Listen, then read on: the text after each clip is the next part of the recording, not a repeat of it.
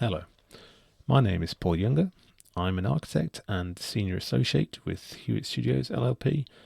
I'm very pleased to be talking to you today about our K-Port initiative and what we see as the important link between the electrification of transport, renewable energy and the built environment.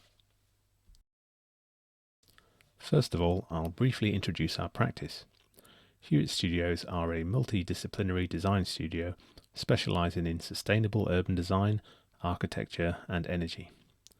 We were named Sustainability Architect of the Year in 2014 and 15 for our seamless integration of sustainable and architectural design. Our aim is to create extraordinary environments which inspire change. This image is of the SGS Berkeley Green Renewable Technology Centre, home of the Bloodhound Landspeed record zero emissions hydrogen rocket car and soon to have a 100 kilowatt BIPV facade installed. It's a perfect example of what we do. You still might be asking, why is an architect talking to me about EV and renewables? Surely this is an energy issue or a transport issue. Well, certainly it looks like the future of transport will be electrified. It will create significant additional energy demand and it will only deliver on its low carbon, low pollution promise by using renewable power. And EV has the potential to add much needed flexibility to grid systems and become an important source of storage and load balancing for variable sources of renewable electricity. But we would also suggest that the issue is much wider than this, that we stand on the brink of a fundamental change to our energy and transport infrastructure, and therefore to our urban fabric. This shift to EV and renewables represents the most significant impact on the way our cities work since the post-war road building boom. And as we are still undoing the costly mistakes of the 50s and 60s in our city centres today, we need to ensure that future generations are not faced with similar problems. Technology itself will not provide all the answers to the electrification challenge. It's also about people and about places. So what is the electrification or the EV challenge? Well, as set out by the policymakers, the key challenge is to accelerate EV adoption with the ultimate aim of it reducing greenhouse gases, air pollution, noise pollution and fuel imports, and promoting economic growth. In order to do this, we need an infrastructure which will incentivize positive behavioural change, provide a long-term sustainable legacy, avoid common procurement pitfalls, cheapest isn't always the best, reduce the perceived risks associated with EV charging, achieve deliverable solutions on the ground, and meet the growing energy demand with renewables, otherwise you're not going to meet all those other aims. Let's look at some of those considerations in more detail. Firstly, from a user perspective. Effecting positive behavioural change effectively means removing barriers to EV adoption. Most existing solutions do not address the fundamental concerns of the people who would like to use them. EVs are too expensive for a lot of us. Even something like this smart car costs €20,000 before grants. We need to make EVs financially accessible to more users. Lack of off-street parking is another deal breaker. Many potential EV users live in flats or terraces and are unable to charge their cars conveniently at home. As battery capacities grow, charging times increase, and soon it won't be possible to fully recharge your vehicle overnight, even if you can charge it at home. And where charging infrastructure does exist, customers will avoid using it if the service is not sufficiently visible, attractive or accessible. Patchy charging infrastructure leads to user anxiety over whether they will be able to refill their car during their journey or when they arrive. And finally, we have what we refer to as experience anxiety. During a charging session, users really need access to a cafe and a toilet as a minimum. We'd also argue that they need high quality environment to encourage the positive aspirational associations that EV needs to become widely adopted. From a provider perspective, the public liability issues associated with providing EV infrastructure, such as trailing cables, exposed electrical connections and poor lighting, make EV charging a risky proposition, especially on a public street, at night or in the rain. Very few EV charging solutions are compliant with current accessibility regulations, and it's likely that providers will face increasing pressure on this subject. And what happens to infrastructure when it becomes obsolete? Most current solutions can't be effectively reused or repurposed. This leaves the procuring body with a long-term liability. Public bodies are constantly required to pursue best capital value i.e. lowest cost solutions. These are rarely the best overall value solution, sometimes leading to long-term issues with operations and maintenance. Most existing EV charging solutions have grown out of the solar farm industry or petrol station forecourts. They simply aren't of high enough design quality to be granted planning permission in many of the locations they're needed most, i.e. historically sensitive urban centres subject to significant scrutiny. Indeed, a lot of the companies offering them don't have the breadth of experience to deliver a fully integrated mobility hub. The issue really needs to be considered holistically, not in separate silos of transport, development, or energy. Yes, energy. If we overcome all those other challenges and EV uptake does increase, significant additional demand will be placed on the existing power infrastructure, creating a potential increase in peak stress on the grid. Presumably the cost of DNO connections will become increasingly expensive as a result, and the cost of EV ownership will rise further. And, as I've mentioned, the energy for EV charging really needs to come from renewable resource in order to be low or zero emissions and meet the political targets. This brings its own challenges in terms of variability and availability. It's clear that new smart infrastructure models will be required with more local energy generation and storage in order to combat this, and that this new infrastructure will need to be carefully integrated into the urban environment to avoid negative impact now and in the long term.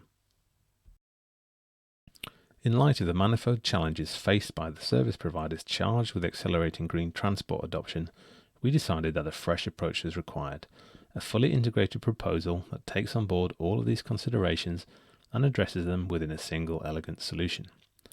The concept for K-port derives from the Japanese notion of komarebi, the dappled light which occurs when sunlight shines through the leaves of a tree. The essence of the tree is apparent throughout the design, from the form of the canopy itself and the timbers which make up its structure to the collection and use of solar energy and rainwater. This is photosynthetic architecture. The canopy, the product, is only the first piece of the jigsaw. There are important lessons to be learnt from first-to-market brands like Apple and Tesla, who've been successful in capturing a loyal and supportive customer base. First, design and make the best products you possibly can, but then use data and feedback to make your products better and engage with customers to ensure ongoing participation. A key way these disruptive brands make significant inroads into consumer consciousness is through clever high street positioning, creating accessible, welcoming environments in prominent locations which focus as much on brand building, education and storytelling as they do on hard sales. Interestingly, lowest cost is not a key driver in either the Apple or the Tesla business model, although demonstrable innovation, perceived quality, sustainable credentials and good design all are. All these things lead to increased engagement and lead directly to rapid adoption of new technologies and stimulate market demand. We need to recognize and utilize the significance of personal motivation in the move to low-carbon solutions. Primarily, K-port provides an appealing, high-quality urban charging environment. This is an attractive front-of-house EV charging offer with a focus on well-being, health and sustainability. We believe that this will help drive motivational changes in behaviour, eroding barriers to adoption with this people-centred response. As I mentioned earlier, one of those barriers is the cost of entry, so we're trying to position K-port where it can deliver most benefit to most people. It's not designed for motorways or service stations or out-of-town retail parks or anywhere else where you've already got to have an expensive EV in order to access it. Instead, it's designed for urban centres where the majority of people live and the majority of people can access it on foot, by cycle or scooter or by public transport. The intention is that every K-port will have at least one dedicated car club space associated with it, in order to unlock personal electric transport for almost anyone with a driving licence.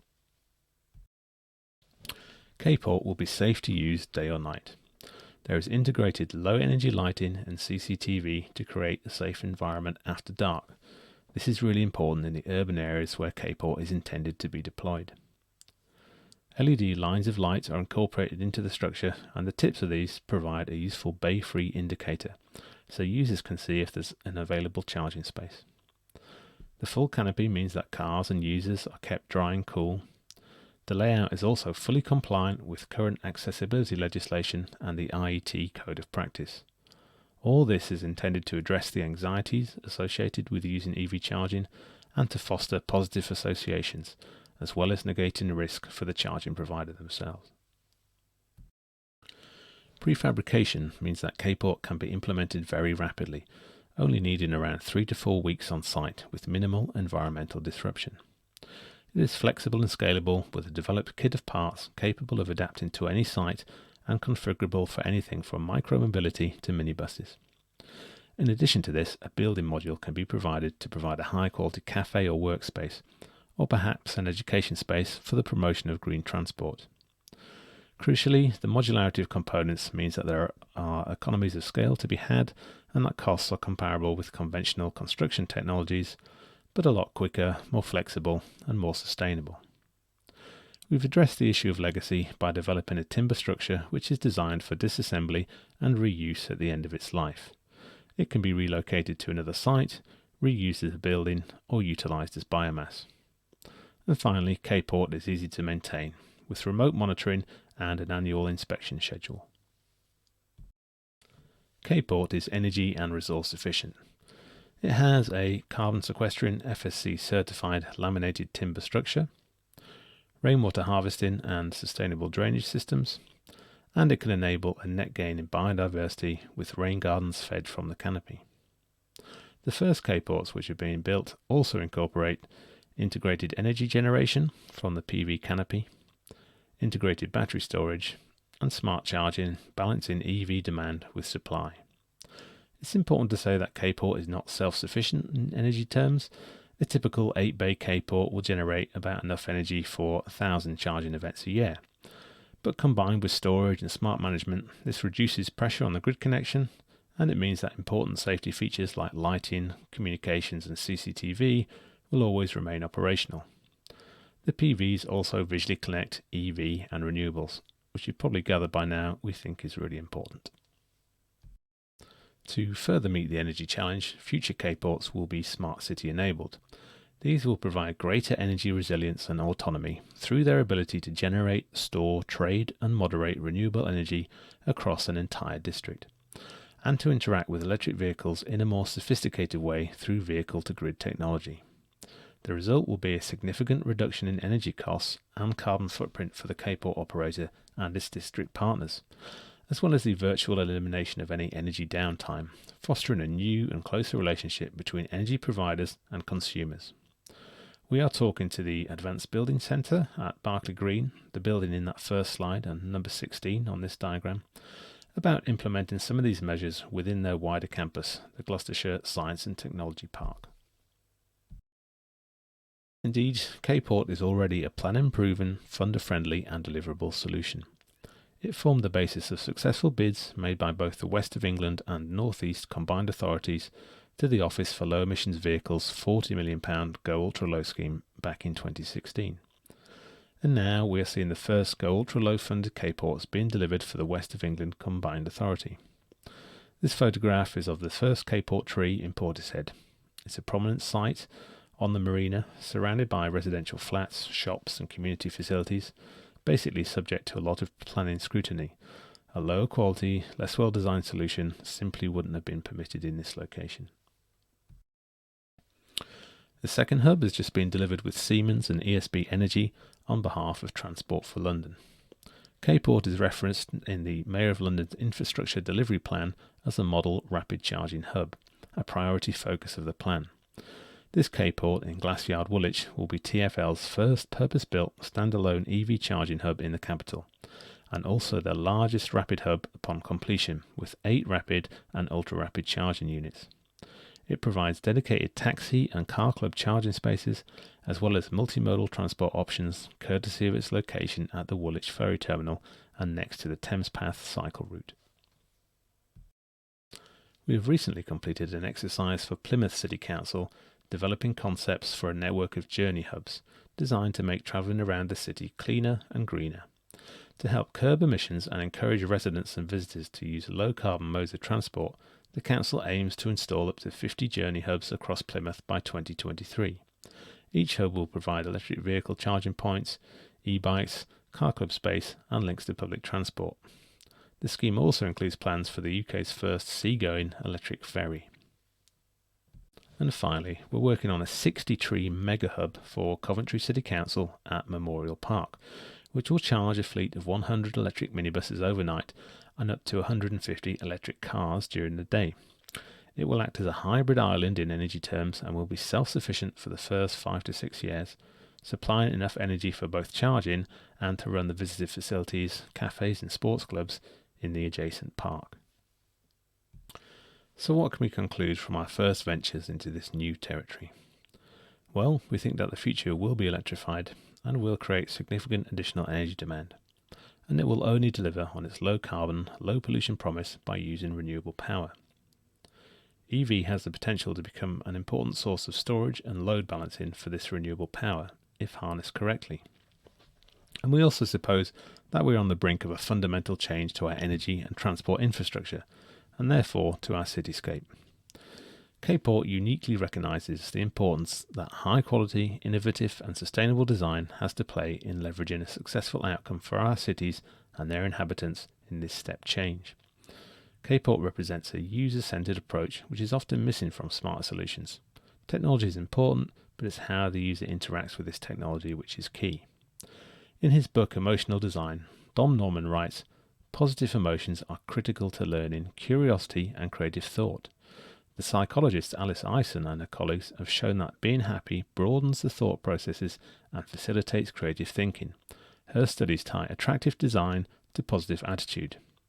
Crucially, it is this positive user experience which will enable the tangible outcomes, the behavioural change which will result in lower emissions, better air quality and a better quality of life. We want our emerging network of K-Ports to become a living laboratory for debate. We hope that these projects will provide the evidence required by policymakers and stakeholders to pursue a user-centred approach to renewing our city's transport and energy infrastructures, creating a long-lasting, sustainable legacy that we can all enjoy." I'm happy to answer any questions that you may have, either in the chat or you can send me an email at paul@hewittstudios.co.uk. Thank you very much.